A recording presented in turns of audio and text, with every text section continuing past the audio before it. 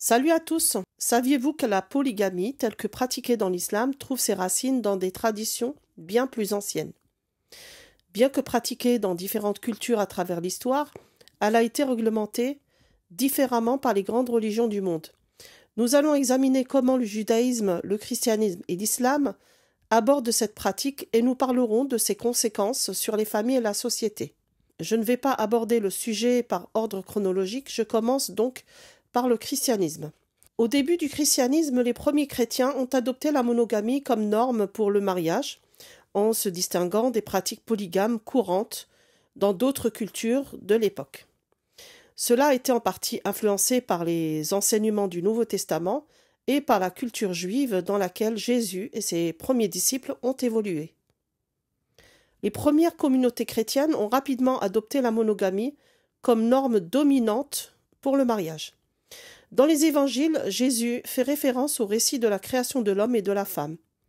Dans Genèse 2, 24, dans Matthieu 19, 5 et Marc 10, 7 à 8, il est dit « C'est pourquoi l'homme quittera son père et sa mère et s'attachera à sa femme, et les deux deviendront une seule chair. » L'apôtre Paul, dans ses lettres aux premières communautés chrétiennes, exhorte les croyants à vivre dans l'état de vie où ils ont été appelés par Dieu.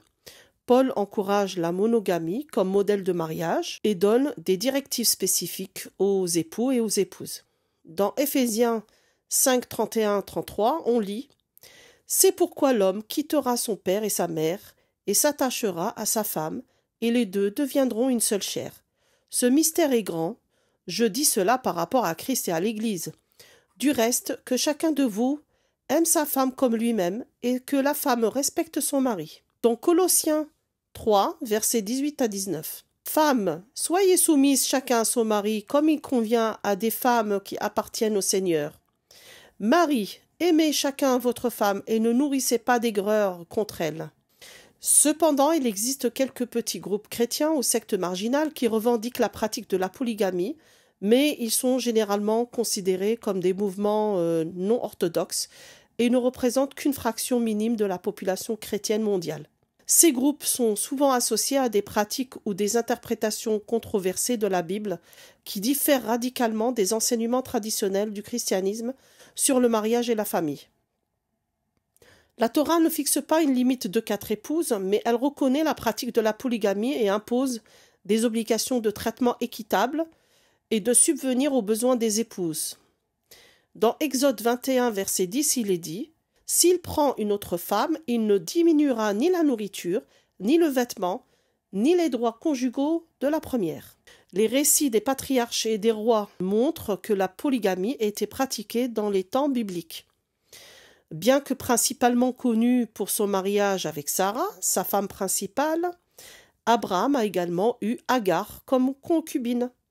Agar était une esclave égyptienne que Sarah avait donnée à Abraham afin de produire un enfant, qui est Ismaël. Nous avons dans Genèse 16, 1 à 4, « Saraï, femme d'Abraham, ne lui avait point donné d'enfant. Elle avait une servante égyptienne nommée Agar. Et Saraï dit à Abraham, « Voici, l'Éternel m'a rendu stérile. Viens, je te prie, vers ma servante. Peut-être aurai-je par elle des enfants. » Abraham écouta la voix de Saraï.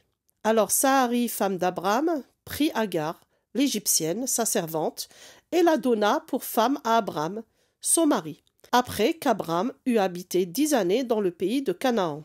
Il alla vers Agar, et elle devint enceinte. Quand elle se vit enceinte, elle regarda sa maîtresse avec mépris. Jacob a eu 4 femmes, Léa et Rachel, qui étaient des sœurs et ses épouses principales, et il a eu aussi des servantes, Bila et Zilpa, qui étaient des concubines. Dans Genèse 29, verset 23. Or, le soir, il prit Léa, sa fille, et l'amena vers Jacob, qui s'approcha d'elle. Genèse 29, verset 28. Jacob fit ainsi et acheva la semaine de noces avec Léa, puis Laban lui donna pour femme Rachel, sa fille. Genèse 30, versets 3 à 5. Elle dit « Voici ma servante Bila, approche-toi d'elle, et elle enfantera sur mes genoux, et j'aurai moi aussi des enfants par elle. » Elle lui donna pour femme Bila, sa servante, et Jacob s'approcha d'elle. Bila conçut et enfanta un fils à Jacob. Genèse 30, versets 9 à 10. Léa, voyant qu'elle avait cessé d'enfanter, prit Zilpa, sa servante, et la donna pour femme à Jacob. Zilpa, servante de Léa, enfanta un fils à Jacob. Alors le roi David aussi avait 18 femmes et Salomon 1000 femmes. Magnifique, n'est-ce pas? Que dit le Talmud? Alors, dans le Talmud babylonien, Yevamot 44a, le passage 5, donc sur le site Sepharia, la Guémara nuance le cas de la Mishnah. Non, il est nécessaire d'enseigner qu'il a la permission de consommer le mariage du Lévirate avec toutes ses Yevamot, dans le cas où il lui est possible de subvenir aux besoins des 4 femmes. La Guémara demande: si c'est le cas, alors la même chose devrait être vraie, même s'il y a beaucoup plus de femmes également.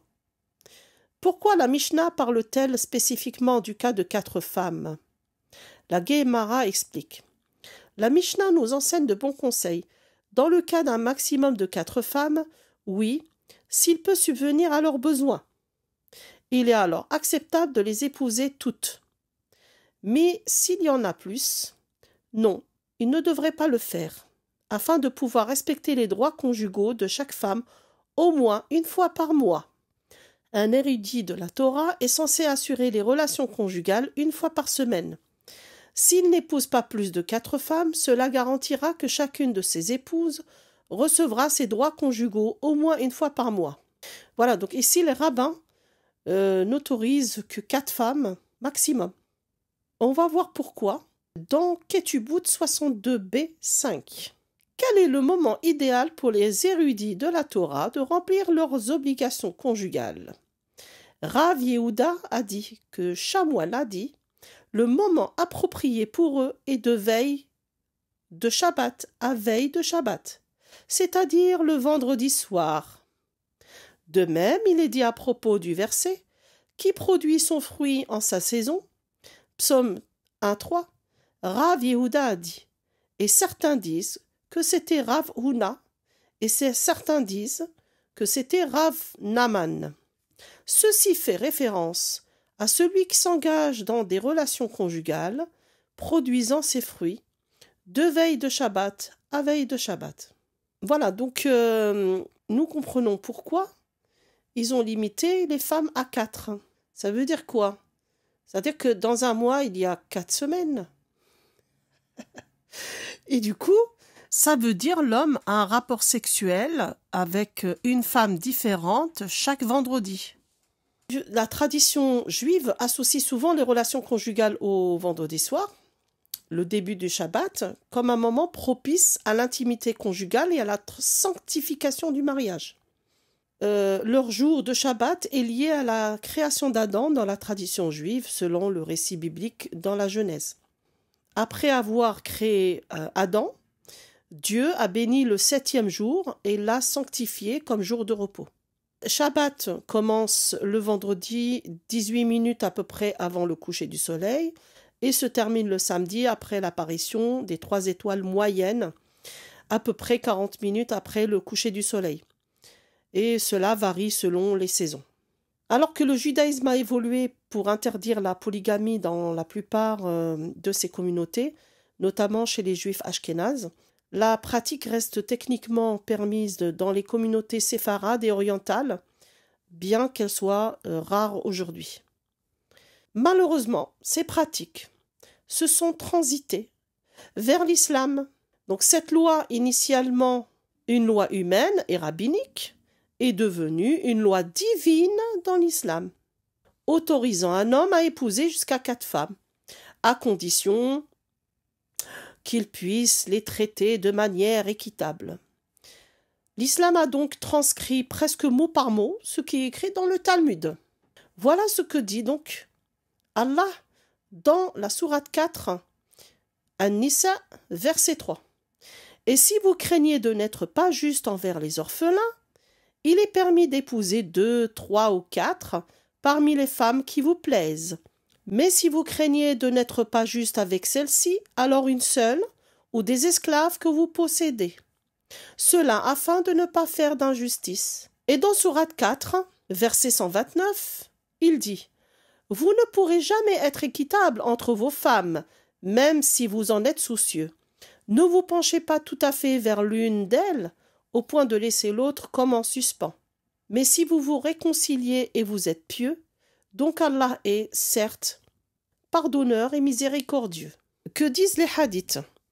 Dans Hadith At-Targhib numéro 1949, celui qui a 2 femmes et n'a pas été équitable entre elles viendra le jour du jugement en ayant son corps penché. Si on analyse le verset 3 de la sourate 4, il mentionne la possibilité d'épouser des esclaves si la justice envers plusieurs épouses, entre guillemets libres, ne peut être garantie. Évidemment, ces esclaves, on a compris, ne bénéficiaient pas des mêmes droits que les épouses libres. On peut donc ne pas être juste avec l'une ou l'autre esclave, du coup. En plus, Allah dit aux hommes qu'ils ne peuvent jamais être équitables entre leurs femmes. Mais pourquoi donc les allécher et leur autoriser ce mariage? C'est très curieux. Il y en a qui me diront, mais justement, il a mis ce verset pour expliquer qu'il vaut mieux ne pas le faire. Moi, je dirais que si Allah le voulait vraiment, il aurait exigé qu'il se marie qu'avec une seule femme, et c'est tout. Donc on conclut donc que la croyance selon laquelle le mariage avec 4 femmes est réservé uniquement à la communauté du prophète Mohammed est incorrecte. Et contrairement à ce qui est dit dans la jurisprudence islamique, on n'a pas besoin du consentement de la première femme pour épouser d'autres femmes. Et en plus, Allah ne le mentionne nulle part dans le Coran. Je précise que le prophète Mohammed, lui, a reçu des permissions spécifiques en ce qui concerne le nombre de ses épouses. Bien que le nombre ait dépassé 4, cela est considéré comme une exception spéciale accordée à lui seul. Cela est spécifié dans le verset 50 de la sourate 33. Le contexte de révélation de ces versets, que nos chers savants ont trouvé, était que la polygamie permettait de prendre soin des femmes pauvres, des veuves et des orphelins dans une société où ces groupes pouvaient être vulnérables. D'après eux, après les batailles comme celles qui ont eu lieu à l'époque du prophète, il y avait souvent un déséquilibre entre le nombre d'hommes et de femmes. Or, le prophète lui-même, la majorité de ces femmes, n'étaient ni pauvres ni veuves. Sachant qu'en plus, il a refusé que son gendre, Ali ibn Abi Talib, le mari donc de sa fille Fatima, de prendre une deuxième épouse, parce que, monsieur, ce qui lui fait mal me fait mal, dit-il. Dans Sahih Muslim 2449, il est dit, le Qurayshite al-Taïmi a raconté qu'il avait entendu le messager d'Allah dire, alors qu'il était assis sur le minbar, les fils de Hisham ibn Mughira m'ont demandé la permission de marier leur fille avec Ali ibn Abi Talib. Mais je ne leur ai pas permis, je ne leur ai pas permis, je ne leur ai pas permis. Et la seule alternative possible est que Ali divorce de ma fille et épouse ensuite leur fille. Car ma fille fait partie de moi. Ce qui la dérange me dérange, et celui qui l'offense m'offense. On trouvera ce hadith aussi dans Sahih al-Bukhari, 3729. En plus, écoutez ce qui s'est permis de dire dans ces hadiths. Dans Sunan Abi Daoud, livre 12, hadith 2241. Al-Harith ibn Qais al-Asadi a dit « J'ai embrassé l'islam alors que j'avais 8 femmes. J'en ai donc parlé au prophète. Le prophète dit « Choisis-en 4. » Et dans Sunan ibn Majah, livre 9, hadith 1953, on rapporte qu'Ibn Omar a dit « Ghaylan ibn Salama devint musulman et il avait 10 femmes. Le prophète lui dit « Choisis-en 4. » Voilà. Ça veut dire donc divorcer des autres, du coup. On s'en fout de ces femmes et de leurs enfants aussi, finalement. Revenons sur l'histoire du vendredi. Bizarrement, en grattant un peu plus, écoutez ce que j'ai déniché. C'est des hadiths qu'on trouve dans le livre des questions des cultes pour les conjoints. Dans le chapitre 4, les rapports sexuels, le vendredi. Pour trouver ces hadiths, il faut aller sur le site Al-Maktaba Ash-Shamila Dans la barre de recherche, vous tapez en arabe Al-Jumu'a Yawm al-Jima', ça veut dire les relations conjugales le vendredi. Je traduis le texte. Le 4e sujet, ça veut dire chapitre, hein, c'est un peu mal traduit. Les rapports sexuels le vendredi, les juristes se sont accordés sur le fait qu'il est souhaitable d'avoir des rapports sexuels avant d'aller à la prière du vendredi, puis se laver, puis d'aller à la prière. La première preuve est le hadith d'Abu Huraira, selon lequel le messager d'Allah a dit « Quiconque se lave le vendredi avec le lavage de janaba », janaba ça veut dire les rapports sexuels, et part ensuite à la mosquée, c'est comme s'il avait sacrifié un veau. La signification de la vertu mentionnée dans le hadith, celui qui se lave de janaba le vendredi indique qu'il est souhaitable d'avoir des rapports sexuels avant de se rendre au vendredi, c'est-à-dire avant de se rendre à la prière du vendredi. La deuxième preuve, le hadith de Aus ibn Aus, qu'Allah le bénisse et lui accorde la paix, a dit « J'ai entendu le messager d'Allah dire « Celui qui se lave le vendredi, puis se met en route tôt, marche, ne monte pas à cheval, s'approche de l'imam, écoute et ne parle pas, il a pour chaque pas la récompense d'une année de travail pour le jeûne et la station debout. » Donc la dernière phrase a été mal traduite. Donc il voulait dire que la personne aura pour chaque pas des hasanat, c'est-à-dire des points, de la valeur d'une année de jeûne et de prière. Al-Qiyam, qui a été interprété par debout, ça veut dire la prière. C'est quand même très curieux cette coïncidence de ressemblance entre les versets coraniques, les hadiths et les passages du Talmud cités sur le mariage avec 4 femmes et les rapports sexuels le vendredi, n'est-ce pas? Et ce qui est curieux aussi, c'est que le vendredi dans l'islam est lié aussi au cycle du soleil et la création d'Adam. Il y en a qui me diront « mais c'est normal, Allah a envoyé la Torah aux Juifs ». Mais là, c'est encore raté, parce que la Torah ne cite pas la liaison entre le vendredi, le cycle du soleil et les relations sexuelles. Donc, chers musulmans, le Coran et les hadiths sont calqués sur le Talmud. Ça veut dire les histoires de rabbins. Il est dit dans Sahih Muslim, volume 4, hadith 1856, que Abu Huraira a rapporté que le messager d'Allah a dit « Le meilleur jour où le soleil s'est levé est le vendredi. C'est en ce jour qu'Adam a été créé, c'est en ce jour qu'il est rentré au paradis, c'est en ce jour qu'il en a été expulsé. » On a aussi dans Sahih Muslim, volume 4, hadith 1869, Jabir ibn Abdallah qui dit « Nous avions l'habitude d'observer la prière, Jumu'ah, avec le messager d'Allah, puis nous revenions et donnions du repos à nos chameaux utilisés pour transporter de l'eau. Hassan, l'un des narrateurs, a dit « J'ai demandé à Jafar quelle heure il était. Il répondit « C'est l'heure où le soleil passe au méridien. » Toutes les prières dans l'islam sont liées au soleil aussi. Donc on se moque des païens qui adoraient le soleil. Je ne sais pas, mais c'est à se poser des questions. Donc quel est l'impact de la polygamie? Donc malgré les intentions initiales de protection et de justice soi-disant, la polygamie a souvent des conséquences négatives. C'est évident. Il est souvent difficile pour un homme de traiter toutes ses épouses ainsi que ses enfants de manière égale. Les femmes et les enfants peuvent souffrir émotionnellement, ressentent souvent de la jalousie, de l'injustice et de la négligence, ce qui crée des tensions, des conflits familiaux et des divorces. Donc, la rivalité entre les enfants de différentes épouses peut également engendrer des divisions durables.